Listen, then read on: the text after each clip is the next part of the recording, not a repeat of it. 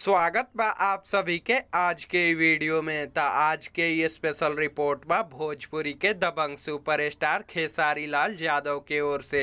आप सभी के बता दी कि भोजपुरी के दबंग सुपरस्टार खेसारी लाल यादव के आप सभी के बीच में बहुत ही शानदार और ज़बरदस्त नया बोलबम के गाना आवे वाला बा। जौना गाना के नाम बा केतना पूरी कोरोना खा गईल। ये गाना के first look poster social media के माध्यम से रिलीज कर देहल गईल बा, जौना के आप लोग स्क्रीन पर देख सकतनी। ये गाना के गौले बाड़े खेसारी लाल यादव और ये गाना के लिखले बाड़े अजीत हलचल और ये गाना के संगीत से सजैले बाड़े शंकर सिंह जी।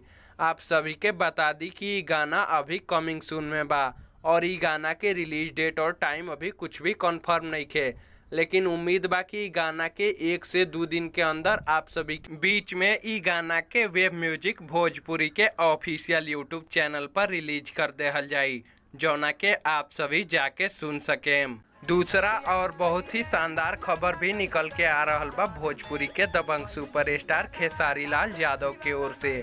आप सभी के बता दी कि पंडित जी पर फेंकली जौन गाना स्पीड रिकॉर्ड्स भोजपुरी के ऑफिशियल यूट्यूब चैनल से रिलीज कल गई रहे। अब जितना भी भोजपुरिया दर्शक लोग ये गाना के ऑडियो के बाद ये गाना के वीडियो के इंतजार करत रहे हैं, वो लोग ला बहुत बड़का खुशखबरी बा।